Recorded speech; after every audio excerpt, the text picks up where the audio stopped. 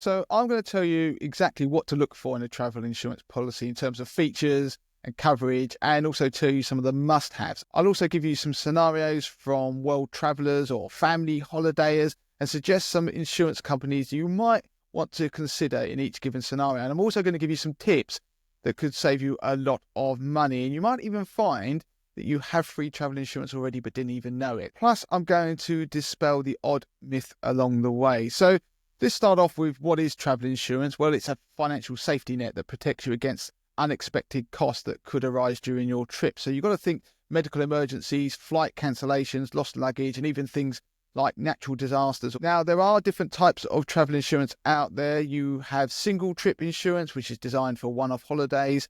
That's pretty straightforward. You've got annual multi-trip. That's perfect for people who travel regularly, have multiple trips in a year, and it's often more cost effective in the long run. You also have specialised insurance, so you've got to think things like winter sports, even backpacking. Now, the first thing people ask is, do I really need travel insurance? Well, the short answer is yes, and that's because you've got to think about things like medical emergencies, so getting sick or injured while abroad can be a financial nightmare. You've got to think about the costs, especially in places like America, which can be astronomical. You've also got to think about repatriation. So that means that if you need to be flown home for medical reasons, then your travel insurance policy can cover the costs, because that can run into thousands. Obviously, you've got things like trip cancellations. So if your trip gets cancelled and you don't have travel insurance, then you don't really have any recourse. So if the worst happens, you may be reimbursed and get the non-refundable items like flights, hotels, and other expenses paid back to you. You've also got to think about lost or stolen belongings.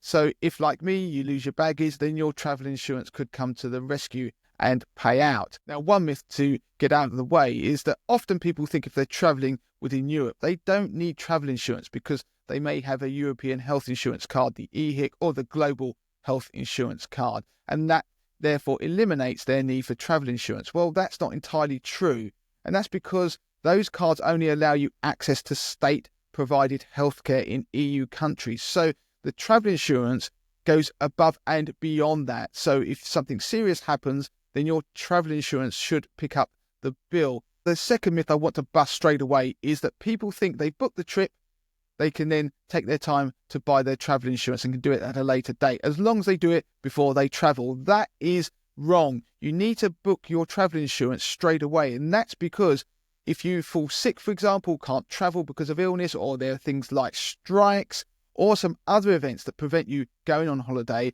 then your insurance will pay out if you've taken it out before those things occur. If you leave it, then let's say there's a strike that's been announced and you take out insurance after the announcement, then you won't be covered. So you will lose money. Now, the first thing I would say is if you're looking for travel insurance, obviously go to comparison sites. Look at things like Money Supermarket, Confused.com, and you look at and compare the various different policies out there, and you tweak your excess to make it fall within your budget. So the excess is the amount that you're going to have to pay, first of all, in the event of a claim. Now, when you do compare, you're going to be asked a lot of questions about the type of cover that you want. For example, how much medical expense cover do you want? Well, most people have no idea. So I'm going to give you a quick checklist. So when it comes to medical expenses, this covers obviously things like emergency medical treatment, surgical costs, etc. while you're abroad. Aim for at least £1 million if you're travelling in Europe and £2 million if you're travelling abroad. Now, when we've looked at this, most of the basic covers do tend to have more than that anyway.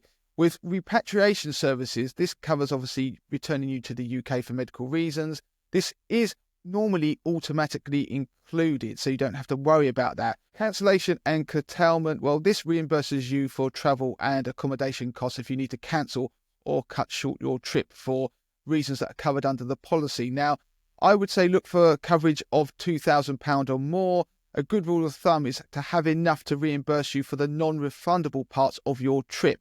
Typically, when we look at these policies, and we've done the analysis on the Money to Masses website, we'll put a link to the show notes to our picks of some of the best travel insurance policies out there. The typical range is between £5,000 and £10,000 anyway. When it comes to missed departure coverage, then look for something that covers you for £500 or more. This covers you if you miss your flight, boat or train due to unforeseen circumstances beyond your control. Maybe your car broke down on the way to the airport. If you're looking at delay coverage, then this compensates you for delays caused by situations like industrial action, bad weather, or mechanical breakdowns. Then you should look for coverage of £200 or more with separate limits for the initial 12 hours and another limit for subsequent 12-hour periods. If you're looking for things to do with travel abandonment, now this is where you have your travel and accommodation expenses paid if you have to abandon your trip or cancel your journey for reasons covered under the policy. Look for coverage of £2,000 or more. Baggage cover, now this covers you obviously if your bags are lost or stolen or damaged during transit. Now look for coverage of £1,500 or more with separate limits for individual items, so valuable things. When we've looked around, the standard tends to be between £2,000 and £3,000, but do opt for higher limits if needed. One thing I would say is do look at the T's and C's of the policy if this is something that is going to bother you, because some of them do insist on having receipts for the items that you might claim for. So another way of looking at it is only take things that you have receipts for when you go on holiday, and don't necessarily take valuable items. I leave them at home. But also another point, just check your home insurance, because some people do have cover for when they lose items away from the home. Will it cover your trip, for example? Something to look at. Personal liability cover, this is something that's standard in case you are legally held responsible for accidentally injuring someone or damaging property.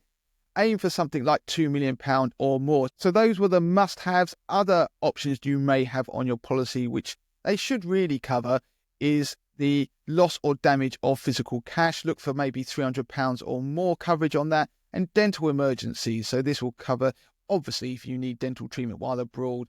A good level of coverage is probably £250 or more. Also look for loss of passport cover. So you may incur additional travel costs or accommodation costs when you're trying to replace a passport. Aim for something like £250 or more. Now, other things you might look for on a policy, but you don't have to have: scheduled airline failure. This covers you if your airline ceases to operate, so you could aim for something like £1,500 coverage or more. Obviously, bear in mind you may be covered in other ways, maybe if you've got a package holiday under ATOL, or if you've booked your holiday using a credit card. Winter sports is an obvious one. If you are going skiing, then do make sure that your policy covers winter sports. You may have to pay an additional amount for that as an add-on. So you've compared prices, you've looked at the things that the policy covers. I would suggest as well, go and look at Defaqto. Now, Defaqto are an independent rating agency, and they look at a whole range of financial products and give reviews based on what's within them. So it's not based on customer reviews, but them analysing the product. Now, they have a website, but it is a bit clunky to use, and you can search products by alphabetical order. One thing I will say, if you use Compare the Market, then they actually show the Defaqto ratings next to the policies that are in the comparison tables, and when you run a comparison. So that's incredibly useful. So that might still seem quite a bit of work for some people. So we've gone out and looked at the market and come up with some of the best travel insurance policies out there. There's an article on the Money to the Masses website where we pull this all into a neat summary table. We've even worked out rough prices, and it's based on somebody who's aged 30 who's travelling for 7 nights and going to Spain. Of course, your circumstances will be probably wildly different, and in which case your price will be different. But this gives you a pretty good indication. Now, I'm not going to go through all of the detail in that article. I'll put a link in the notes of this video. But what I'll do is give you a broad summary based on a couple of scenarios, and it'll give you some insurers possibly to go and look at. So the first scenario is somebody who's a budget traveller. So they're looking for affordability and basic coverage, and they want adequate medical cover for the destinations they may be going to that might have high healthcare costs. Then maybe someone like Admiral, looking at the data that we've analysed, because they offer good value for money with decent levels of coverage, especially for medical expenses. And they also offer some online discounts. If you are somebody who's a bit more of an adventure junkie, you will want things that will cover you for extreme sports and activities, but also have higher medical covers. So you need to make sure that your policy explicitly covers things like skiing, scuba diving, bungee jumping, if that's what you're going to do, and you'll want to opt for that higher medical cover. If you're doing that, then look for providers like Stayshore and AA, which provide optional winter sports and adventure cover. If you're family going on holiday, then you might want to have a quick look at Post Office when you're doing your research, because they actually offer kids go free on family policies, which could make them really good value. Now, if you're somebody who's a bit of a frequent traveller and they do lots of small trips, then you might want to look at somebody who offers good multi-trip policies, and LV falls into that category and offers good value for money. But as I said, there's a link in the notes of the video so you can have a look at it in more detail. Now, a couple of final tips. If you have a pre-existing medical condition like I do, make sure you declare that up front so you avoid any issues with claims further down the line if they arise.